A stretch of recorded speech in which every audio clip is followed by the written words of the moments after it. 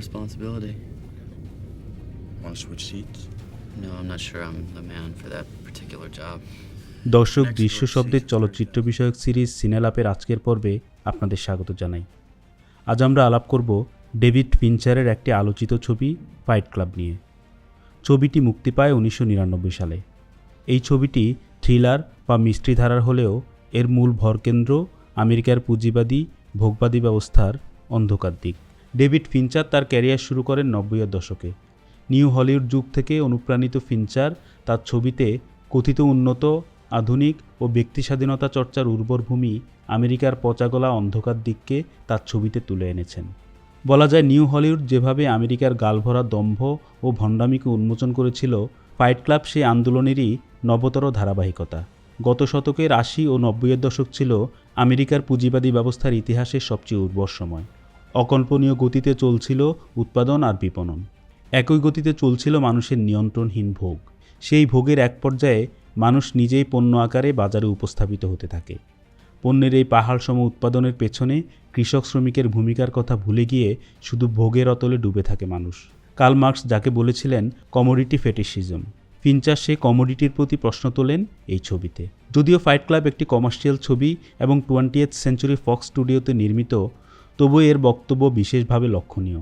পুঁজিবাদ উত্তর পৃথিবীতে সংকট ও মানব অবস্থাকে ফিঞ্চার যেভাবে তুলে ধরেছেন, তা ছবিটিকে হলিউডের অন্য বাণিজ্যিক ছবিগুলো থেকে আলাদা করে তোলে। পুরো ছবির বর্ণনা আমরা এই ছবির প্রোটাগনিস্টের মনোলগে শুনতে পাই। তার কোনো নাম নেই এই ছবিতে। সে গত 6 মাস ধরে ঘুমাতে পারে না। একটা কর্পোরেট অফিসে চাকরি করলেও সে একটা ক্লান্তিকর জীবনের ঘানি টানতে থাকে, যেন অফিসের ফটোকপি মেশিনের মতোই একই জিনিস পুনরুৎপাদন করে যাচ্ছে। সে একটা ফ্ল্যাটে একা থাকে। তার ফ্ল্যাটটি দামি ব্র্যান্ডের ফার্নিচারে সাজানো আর ভোগের সমস্ত জিনিসপত্রে পূর্ণ হলেও সে মানসিকভাবে শান্তি পায় না। অনিদ্রা রোগের চিকিৎসার জন্য একদিন সে ডাক্তারের কাছে গেলে তিনি তাকে কোনো ওষুধ না দিয়ে মানসিক প্রশান্তির জন্য ক্যান্সার আক্রান্ত রোগীদের কাছে গিয়ে তাদের কষ্ট অনুভব করার পরামর্শ দেন। ডাক্তারের কথা মতো সে একদিন এরকম একটা সাপোর্ট গ্রুপে যায়। এসব গ্রুপে যোগ দেওয়ার শর্ত হচ্ছে সবাইকেই ক্যান্সার বা অন্য কোনো মারণ রোগে আক্রান্ত হতে হবে। গল্পের প্রোটাগনিস্ট ক্যান্সার রোগী সেজে তাদের মধ্যে ঢুকে পড়ে। সেখানে মৃত্যু পথযাত্রী সবাই নিজের স্বপ্ন, বেঁচে থাকা, সেই ইচ্ছার কথা অন্যদের সাথে শেয়ার করে কান্না করে এবং কিছুটা হালকা হবার চেষ্টা করে। এখানেই তার সাথে বব নামে একজনের সাথে পরিচয় হয় এবং সেদিন সে মন খুলে কাঁদে। সেদিন তার খুব ভালো ঘুম হয়। এরপর থেকে নিয়ম করে বিভিন্ন সাপোর্ট গ্রুপের আলাপে সে যোগ দিতে থাকে। ভুয়া রোগী সেজে সে সত্যিকারের রোগীদের কষ্ট দেখে নিজে মানসিক প্রশান্তি লাভ করে এবং তার ঘুমের সমস্যা কেটে যায়। একদিন সেখানে মাল্লার সিঙ্গার নামে এক মেয়ের সাথে তার পরিচয় হয়। মাল্লাও তার মতো নকল পরিচয়ে বিভিন্ন গ্রুপে ঢুকে মানসিক প্রশান্তি খুঁজে বেড়ায়। মাল্লাকে সে আগেও অন্য কয়েকটি গ্রুপে দেখেছে। তার উপলব্ধি হয় মাল্লার মতো সেও এক ধরনের প্রতারণা করছে মৃত্যু পথযাত্রী মানুষগুলোর সাথে। তার সমস্ত আবেগ অনুভূতি উবে যায়। অনিদ্রা ও মানসিক চাপের কারণে এই ধরনের সাপোর্ট গ্রুপগুলো তাকে সাময়িক স্বস্তি দিলেও মাল্লার উপস্থিতির কারণে সে ধীরে ধীরে বুঝতে পারে মিথ্যা পরিচয়ে এসব গ্রুপে গিয়ে তার ক্লান্তি, নিঃসঙ্গতা ও জীবনের প্রতি বিতৃষ্ণা আবার ফিরে আসছে। তার অনিদ্রা সমস্যা আবারও শুরু হয়। এরই মধ্যে তার সাথে প্লেনে টাইলার ডার্ডন নামে একজনের পরিচয় হয়। টাইলার জানায় তার পেশা সাবান বানিয়ে বিক্রি করা।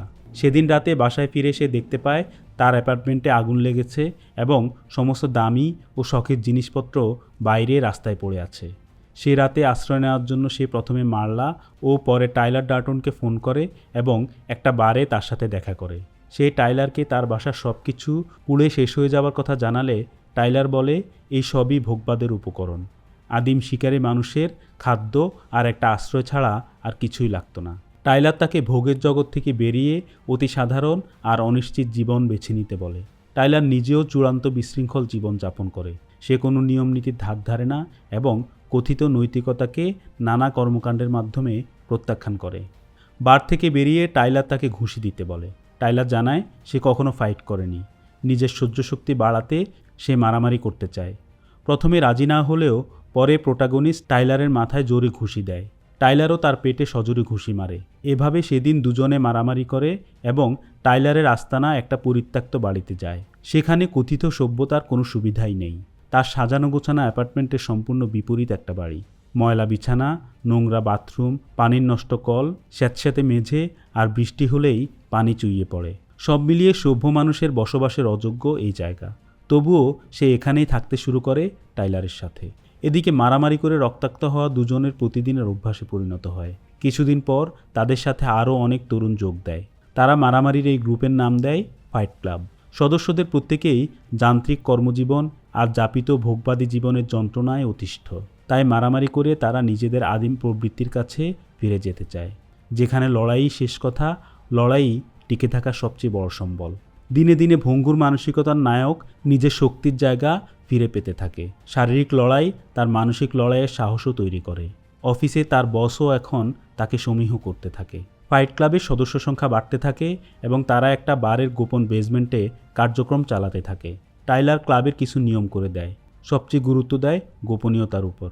ক্লাবের প্রথম 3টি রুলই হচ্ছে কোনো সদস্য কখনোই ফাইট ক্লাব সম্পর্কে কাউকে কিছু বলতে পারবে না। কিন্তু টাইলারের এই কড়া নির্দেশ কেউ না কেউ ভাঙছে, কারণ প্রতিদিনই ক্লাবের সদস্য সংখ্যা বেড়েই চলেছে। তাদের মারামারিতে কোনো বড় ছোট নেই, হার জিত নেই। এরা সবাই হোমোসেপিয়েন্সের বৃহত্তর বা কালেকটিভ ব্যর্থতার বিরুদ্ধে লড়াই করে। প্রজাতি হিসেবে মানুষের লড়াইয়ের ধারাবাহিকতা বজায় রাখতে চায় তারা। লড়াই শেষে কোনো কিছুই অর্জিত হয় না, যদিও তাতে কিছু আসে যায় না। তারা লড়াইটাই চালিয়ে যেতে থাকে দিনের পর দিন। প্রোটাগনিস্ট আর টাইলার শুধু বর্তমান মানুষই নয়, বরং বিভিন্ন ঐতিহাসিক চরিত্র যেমন হেমিংওয়ে, মহাত্মা গান্ধী বা আব্রাহাম লিঙ্কনের সাথেও ফাইট করতে চায়। একদিন মার্লা প্রোটাগনিস্টকে ফোন করে এবং জানতে চায় সে কেন আর কোনো সাপোর্ট গ্রুপে যাচ্ছে না। সে মার্লাকে জানায় সে একটা নতুন গ্রুপের সন্ধান পেয়েছে। মার্লা আগ্রহী হলে সে জানায় গ্রুপটি শুধু ছেলেদের জন্য। মার্লা জানায় সে আর কোনো সাপোর্ট গ্রুপ থেকে তেমন শান্তি পাচ্ছে না, তাই তাকে ফোন দিয়েছে। সকালে সে অবাক হয়ে দেখে মার্লা তার বাসায়। সে বুঝতে পারে গতরাতে তার রেখে যাওয়া ফোনে মার্লার সাথে কথা বলেছে টাইলার এবং টাইলারই মার্লাকে তার বাসায় নিয়ে এসেছে। মার্লা চলে গেলে টাইলার জানায় সে মার্লার সাথে যৌনকর্ম করেছে। প্রোটাগনিস্ট অবাক হয় সে কিভাবে পারল মার্লার মতো একটা মেয়ের সাথে যৌন সম্পর্ক করতে। সে টাইলারকে বলে মার্লা কোনো প্রেমিক নয়, একজন যৌনসঙ্গী চায়। জবাবে টাইলার বলে সেও আসলে ভালোবাসা নয়, বরং সাময়িক আনন্দের জন্যই মার্লার সাথে ঘনিষ্ঠ হয়েছে। একদিন টাইলার প্রোটাগনিস্টকে জানায় আজ রাতে তারা সাবান বানাবে এবং সেজন্য চর্বি সংগ্রহ করতে যাবে। তারা রাতে চুরি করে একটা লাইপোসাকশন ক্লিনিকের ট্র্যাশ ক্যানের ভেতর থেকে কয়েক ব্যাগ চর্বি চুরি করে। টাইলার জানায় এগুলো পয়সাওয়ালা মহিলাদের শরীরের চর্বি, যারা স্লিম হওয়ার জন্য ক্লিনিকে এসে মেদ অপসারণ করেছে। সাবান বানানোর জন্য মানুষের চর্বি সবচেয়ে ভালো এবং টাইলার তার বানানো সাবান ডিপার্টমেন্টাল স্টোরে সাধারণ সাবানের চেয়ে কয়েক গুণ বেশি দামে বিক্রি করে। ভোগবাদী ব্যবস্থায় মানুষ যে উচ্চমাত্রায় অহেতুক ভোগ করে সেটা তার শরীরে চর্বি আকারে জমে থাকে। তারাই আবার ক্লিনিকে গিয়ে অনেক পয়সা খরচ করে সেই চর্বি অপসারণ করে স্লিম হওয়ার জন্য। টাইলার এই পরিত্যক্ত চর্বি থেকেই সাবান বানিয়ে আবার সে মহিলাদের কাছেই উচ্চমূল্যে বিক্রি করে। একদিন তারা সিদ্ধান্ত নেয় এখন থেকে ক্লাবের বাইরে বেরিয়েও তারা সাধারণ মানুষের সাথে মারামারি করবে। কিন্তু সেটা সহজ কাজ নয়। মানুষ সচেতনভাবেই মারামারি এড়িয়ে চলে। একদিন প্রোটাগনিস্ট তার অফিসের বসের রুমে গিয়ে নিজেই নিজেকে মেরে বসের উপর দোষ চাপিয়ে দেয় এবং ক্ষতিপূরণ নিয়ে চাকরি ছেড়ে দেয়। টাইলার ক্লাবের সদস্যদের হোমওয়ার্ক দেয়। তাদের কাজ হচ্ছে পুরো শহর জুড়ে অ্যানার্কি চালানো। উদ্দেশ্য ধীরে ধীরে সভ্যতা ও পুঁজিবাদী ব্যবস্থার সমস্ত চিহ্ন মুছে ফেলা। টাইলার এই কাজের নাম দেয় প্রজেক্ট মেইহ্যাম। তবে একদিন প্রোটাগনিস্টের সাথে কথোপকথনের সময় মার্লা তার অদ্ভুত আচরণ আর কথাবার্তা শুনে কিছুটা অবাক হয়। সে আমির বদলে আমরা শব্দটি ব্যবহার করলে মার্লার সন্দেহ তৈরি হয়। এদিকে কিছু ছোট ছোট ঘটনায় প্রোটাগনিস্ট নিজেও টাইলারের অস্তিত্ব সম্পর্কে সন্দিহান হয়ে ওঠে। সে টাইলারের খোঁজে বিভিন্ন শহরের ক্লাবের সদস্যদের কাছে যেতে থাকে। তার কাছে ধীরে ধীরে সব কিছু পরিষ্কার হয়ে যায়। সে বুঝতে পারে টাইলার আসলে আর কেউই নয়, সে নিজে। টাইলার আসলে গল্পের নায়কেরই একটা কাল্পনিক চরিত্র বা তার দ্বিতীয় সত্তা। সে আসলে স্প্লিট পার্সোনালিটি রোগে ভুগছে। এদিকে ধীরে ধীরে টাইলার বেপরোয়া হয়ে ওঠে। প্রজেক্ট মেইহ্যামের কাজ দ্রুতগতিতে এগিয়ে নিয়ে যায়। সে একটি আত্মঘাতী দল তৈরি করে পুরো শহরের বড় বড় ভবন উড়িয়ে দেওয়ার জন্য। প্রোটাগনিস্ট নিজের পরিচয় নিশ্চিত হবার জন্য মার্লার সাথে ফোনে কথা বলে এবং নিশ্চিত হয় টাইলার আসলে সে নিজেই। ফোন রাখতেই এবার সে দেখতে পায় টাইলার তার রুমেই বসে আছে এবং সেও বলে তারা আলাদা কেউ নয়। তার সমস্ত অপ্রাপ্তি, অবদমিত চাওয়া ও স্বাধীনতার প্রতীক টাইলার। অবচেতনে সে জীবনে যা যা কিছু করতে চেয়েছে টাইলার সেটাই করেছে এই কয়েক সপ্তাহে। এ যাবৎ সে মারামারি, ফাইট ক্লাব তৈরি, মানুষের চর্বি দিয়ে সাবান বানানো, পরিত্যক্ত বাড়িতে থাকা, মারলার সাথে সম্পর্ক সবই করেছে তার টাইলার সত্তার মাধ্যমে। নিজের টাইলার সত্তার বিধ্বংসী কর্মকাণ্ডে ভীত হয়ে সে দ্রুত থানায় যায় এবং গত কয়েকদিনের নৈরাজ্যের জন্য সে নিজেকে দায়ী করে এবং তাকে গ্রেফতার করতে অনুরোধ করে, কারণ সে বুঝতে পারে তাকে গ্রেফতার করা মানে টাইলারেরও গ্রেফতার হওয়া।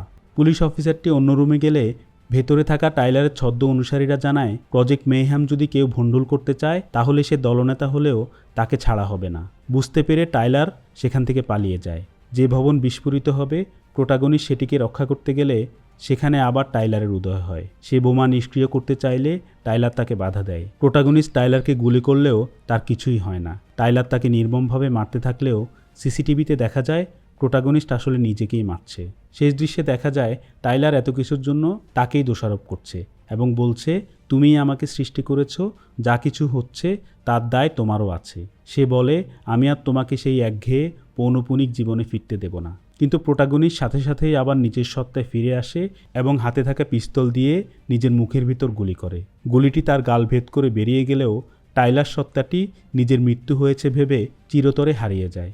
মুক্তি পায় ছবির নামহীন নায়ক। শেষ দৃশ্যে দেখা যায় প্রোটাগনিস্ট ও মারলা একসাথে দাঁড়িয়ে আছে।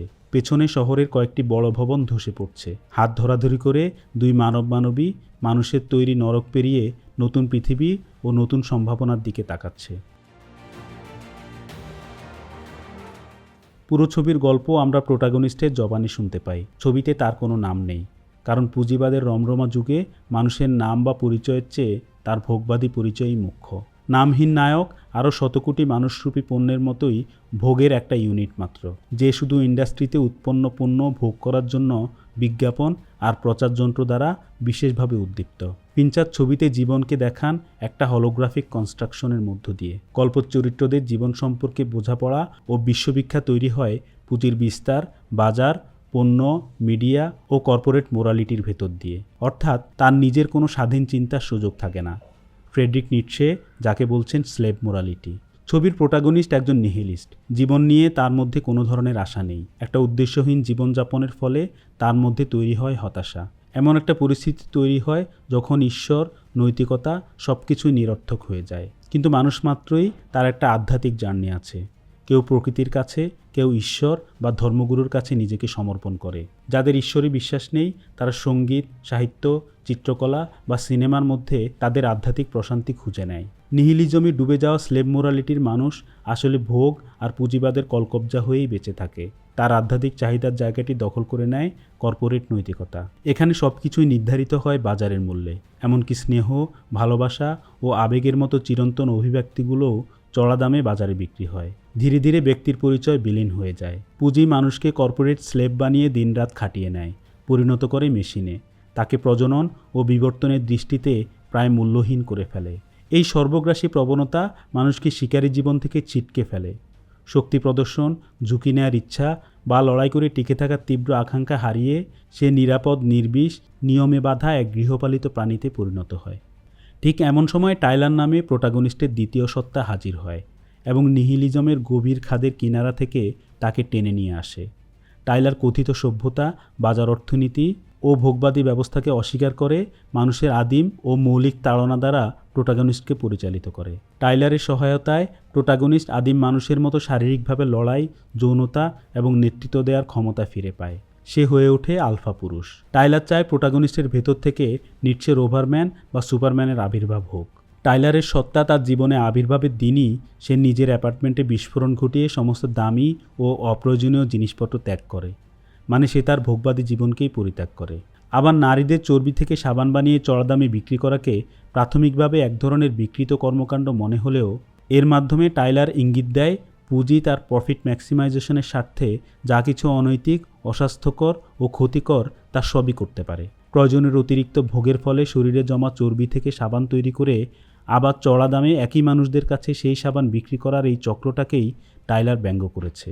তবে নিহিলিজম থেকে বেরিয়ে স্বাধীন চিন্তা যদি নৈতিকতা থেকে বিচ্ছিন্ন হয়ে যায় তাহলে সেটা ধ্বংস ডেকে আনে। ছবির শেষ দিকে টাইলারের একরোখা মনোভাব এবং পুঁজিবাদী সভ্যতার সব নিদর্শন ধ্বংস করে দেওয়ার পরিকল্পনা প্রজেক্ট মেইহ্যাম একটা ডিস্টোপিয়ান জগৎ তৈরির দিকে এগোয়।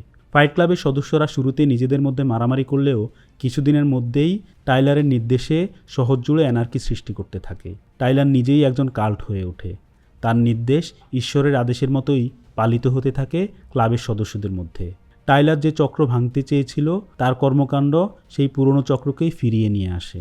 ছবি শেষে প্রোটাগনিস্ট নিজেকে গুলি করে হত্যার অভিনয় করে টাইলারের ধ্বংসাত্মক সত্তা থেকে মুক্তি পায়। তবে টাইলারকে বিলীন করে দেওয়ার চেষ্টা নিছক একটা চরিত্রকে মেরে ফেলা নয়, এটি প্রোটাগনিস্টের আত্মপরিচয়ের একটা নতুন ক্ষেত্রে প্রবেশের চেষ্টাও বটে। ছবির শেষ শটটি ইঙ্গিতপূর্ণ। ফোরগ্রাউন্ডে প্রোটাগনিস্ট মাল্লার হাত ধরে দাঁড়িয়ে আছে, আর পটভূমিতে ভেঙে পড়ছে আমেরিকার পুঁজি আর ভোগের সাম্রাজ্যের প্রতীকস্বরূপ ভবনগুলো। এই ধসে পড়া আমেরিকান পুঁজি নির্ভর বাজার ব্যবস্থা, কনজিউমারিজম, ব্র্যান্ড নির্ভর জীবনের একটা প্রতীকী সমাপ্তিও বটে। দর্শক, কেমন লাগলো আমাদের আজকের সিনেলাভ জানাবেন কমেন্টে। পরের পর্বে কথা হবে অন্য কোনো সিনেমা নিয়ে। সেই পর্যন্ত ভালো থাকবেন। ধন্যবাদ।